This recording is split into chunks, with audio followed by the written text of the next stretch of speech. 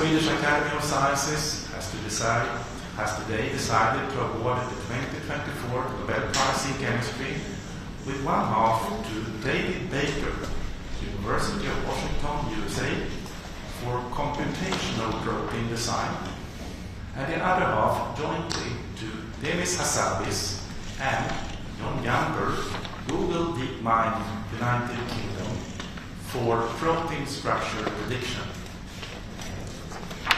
Professor Magnus Linke will now give us a short summary in English. Please, Sander. We have a great prize for you today. Proteins are the molecules that enable life. Proteins are building blocks that form bones, skin, hair, and tissue. Proteins are motors that power our muscles. They are the machines that read, copy, and repair DNA. They are the pumps that keep our neurons in our brain ready to fire. They are antibodies that enable our immune response, sensors that our cells use to communicate, and hormones that regulate all the cells in our body. A protein consists of hundreds or thousands of atoms. The protein's biochemical function is determined by the precise position of each of these atoms in space relative to one another. To understand how life works, we first need to understand the shape of proteins. Therefore, it has long been a dream to learn to predict the three-dimensional structure of proteins from knowing their amino acid sequence, which is encoded in the DNA. For several decades, this was considered impossible. 4 years ago, in 2020, Demis, Hassabis and Jumper managed to crack the code. With skillful use of artificial intelligence, they made it possible to predict the complex structure of essentially any known protein in nature. Another dream of scientists has been to build new proteins, to learn how to use nature's multi-tool for our own purposes. This is the problem that David Baker solved. He developed computational tools that now enable scientists to design spectacular new proteins with entirely novel shapes and functions, opening endless possibilities for the greatest benefit to humankind. Thank you, Professor Linke. And Professor Åqvist, are you ready to give a more detailed presentation? Yeah.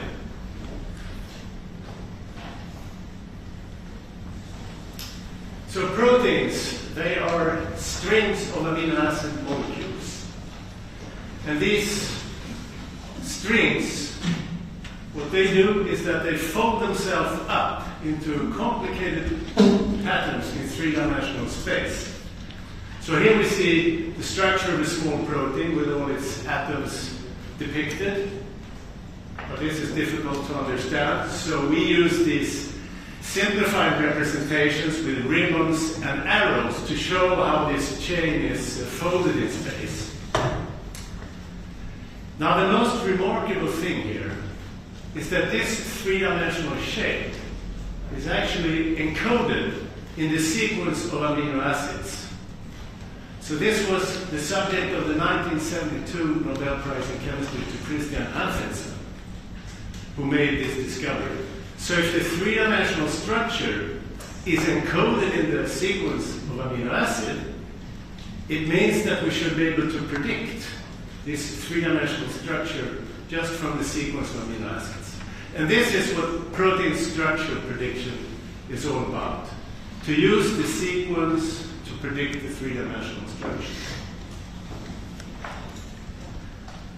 Now we can also turn the problem around and ask, if I draw a structure here, what would be the amino acid sequence that would give this structure? For example, I could draw a structure that nobody had ever seen before, a completely new protein, and then try to find a sequence that would give this protein. Then I could go to the lab, I could make this sequence, and thus I could make completely new proteins that have never been seen before in nature. So this is what protein design is all about, creating completely new proteins.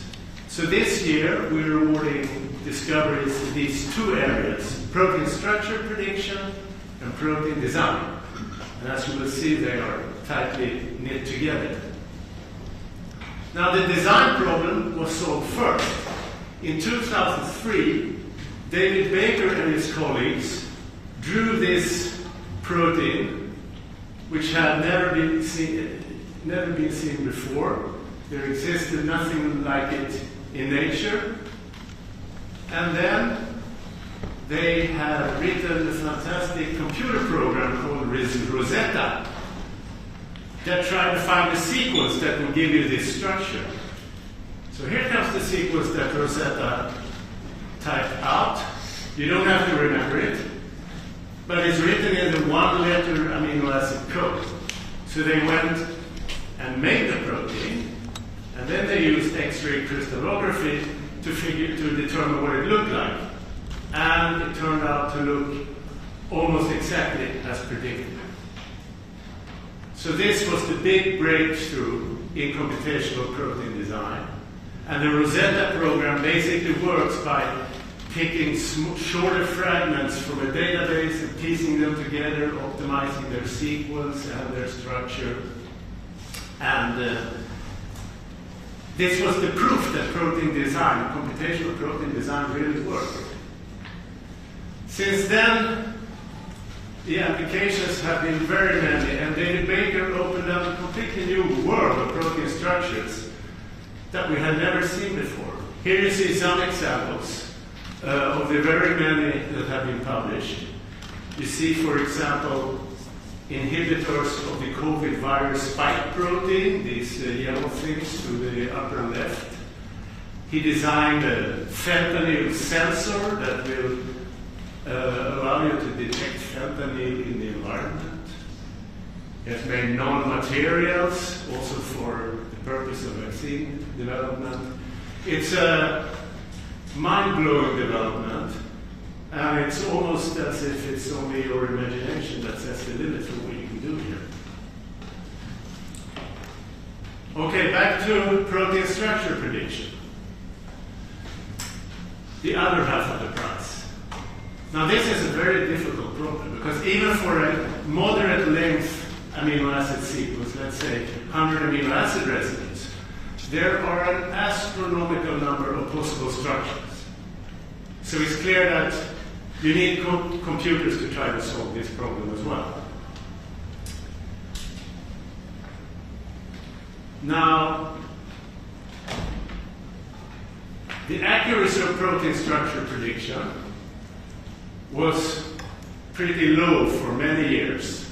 So you can see from this graph, up until 2016, it had barely reached 40% accuracy. So this field was moving slower.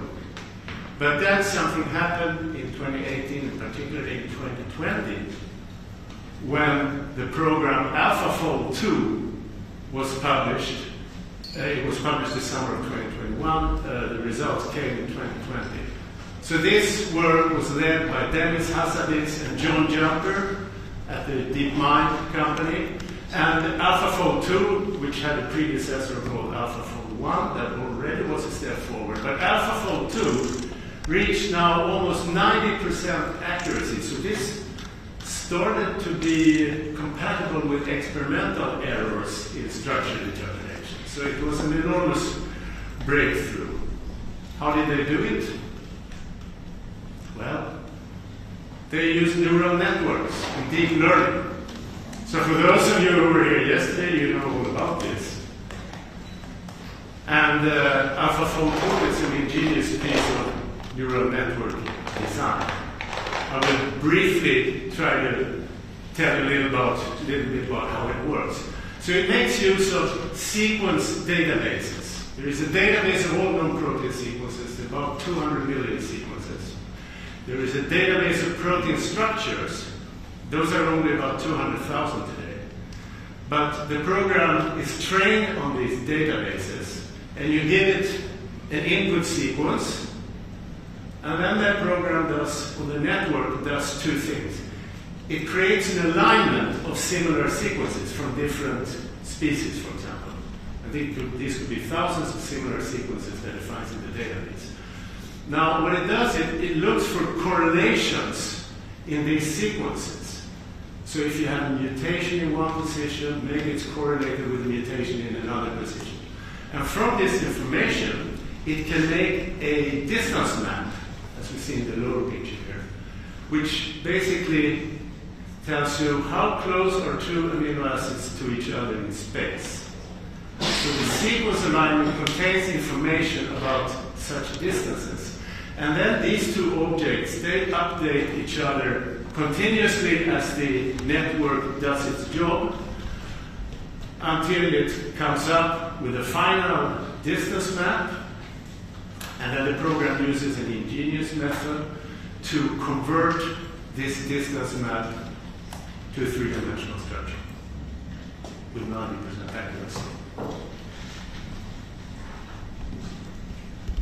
So protein structure prediction with AlphaFold 2 caused a complete revolution in structural biochemistry. It has over 2 million users at present. And the AlphaFold team immediately made a database with predicted structures for all the 200 million sequences that we know today. So this is a fantastic resource for biochemical and biological research. So there have been numerous applications of AlphaFold. You could, for example, mine this database for new enzymes that, for example, degrade plastics. You can also use AlphaFold for solving huge structures. So the one you see on the right here is one of the largest molecular structures known in biology. It contains over 1,000 proteins. So they could solve this structure by combining AlphaFold with electron microscopy data.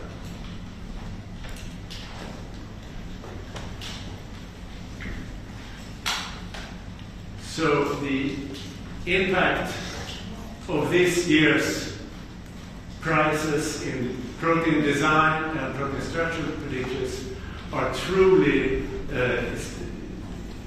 huge, and the results are spectacular. So I would just leave you with a message that in order to understand how proteins work, you need to know what they look like. And that's what this year's award is about. Thank you.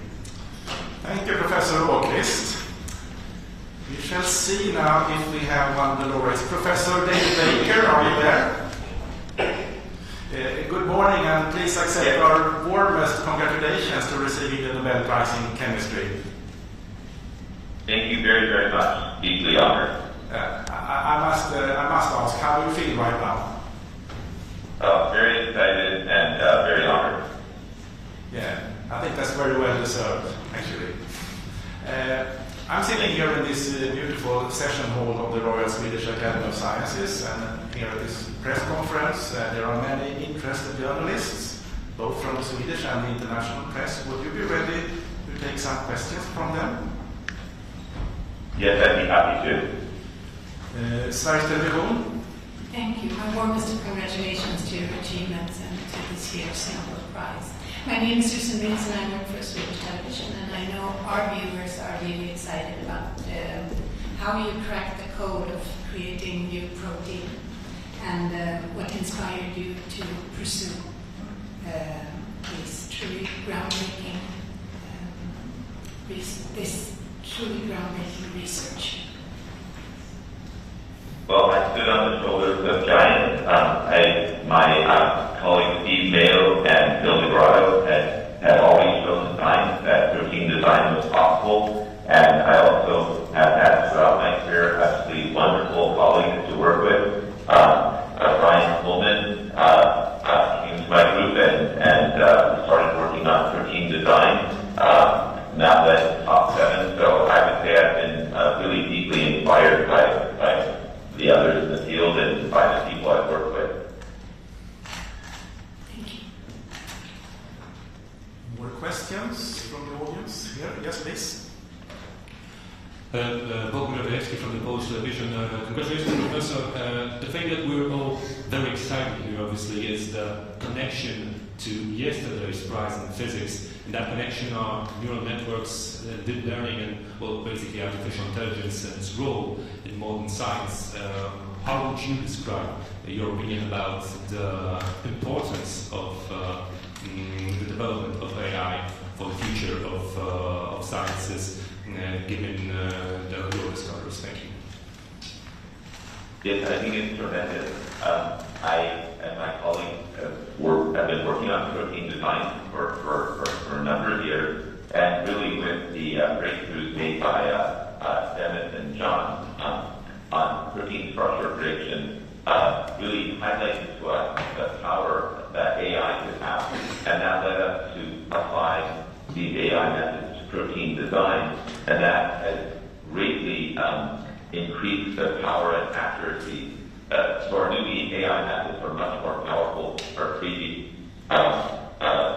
the traditional scientific model methods. So I think I'm really excited about all the ways in which protein design can now make the world a better place in health, medicine, and really outside of technology. Demis. Yes, please. Hi, I'm on Swedish TV4. Congratulations. I would like to know which one is your favorite protein, and also what it does in the body, and why it's your favorite protein. Oh, that's a good question. I love all the proteins, so I don't want to pick favorites, but I can tell you about one that we designed during the pandemic that protects against the coronavirus. And I've been very excited about the idea of a nasal spray of little design proteins that would protect against all possible pandemic viruses. So you mean the fungus-like protein on the coronavirus? Is that the protein you're talking about? Well, it's a completely designed protein, completely new protein that blocks the coronavirus. Okay. More questions? Yes, please, over there, in the back.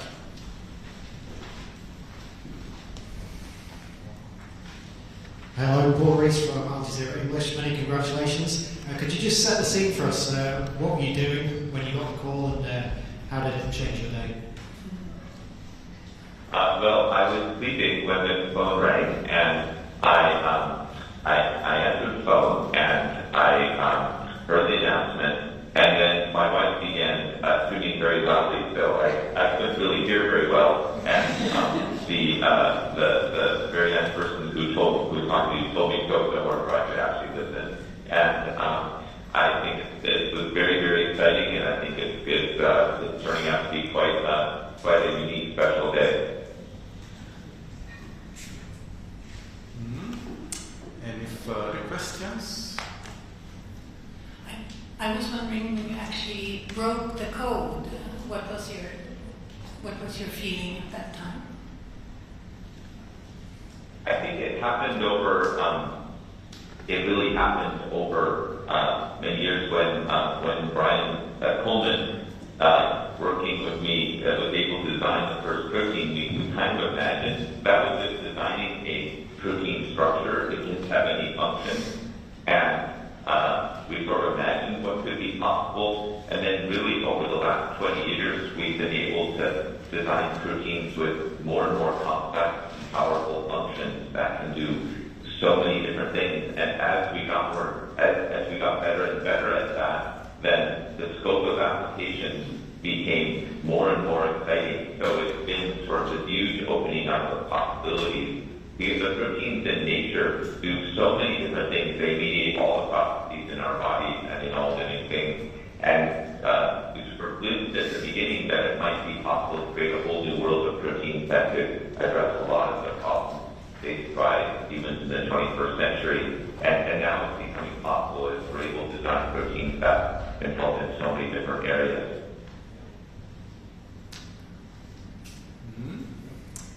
Yeah, final question here. Yeah, so I have a question, because I'm wondering, were you surprised actually by the decision? Because in the predictions for Nobel Prizes this year, you were mentioned as a strong candidate for the Nobel Prize in Physics, given the AlphaFold's reception in recent years. So did it come as a surprise for you, or were you expecting a fall from the Nobel Committee today? I think it was a surprise. I definitely heard the things that on that people were talking about. Still was very surprised. And I just really want to thank my family, my wife, Lola Baker, my parents, who I call right after I got the call, Marsha and Marshall, who I'm very excited will be able to come to Sweden with me and my children and Benjamin. And I also want to thank all the amazing people that I'm working with now, and the amazing people I've worked with over the years who really did all this work and made it all possible, and have been sort of fulfilling the dream of what's possible with 13 design. Okay, this seems to be the last question from the press for you, Professor Baker. Thank you, and once again, our warmest congratulations to you, and we look forward to meet you here in Stockholm in December for the prize ceremony. Thank you very, very much. I'm deeply honored. So let's move on to more questions about the chemistry prize, or the research involved, or if you want to ask questions to the committee about their work. And again, you can ask questions in either English or Swedish.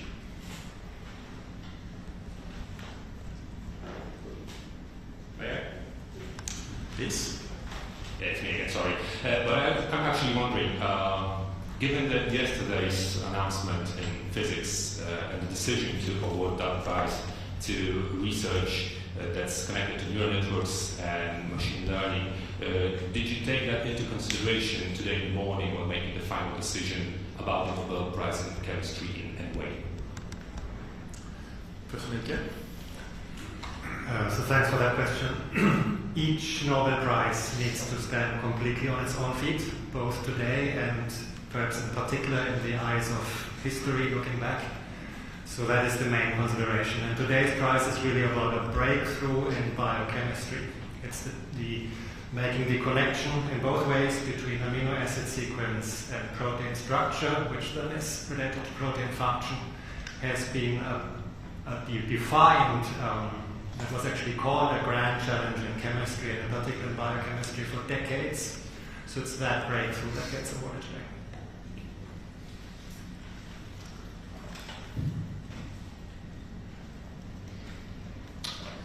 Yes, I don't see any further hands here. By that, thank you for your interest. We hope to see you back here next week on Monday, when the Academy will announce the Sveriges Riksbanksprize in Economic Sciences to the memory of Alfred Nobel. Thank you.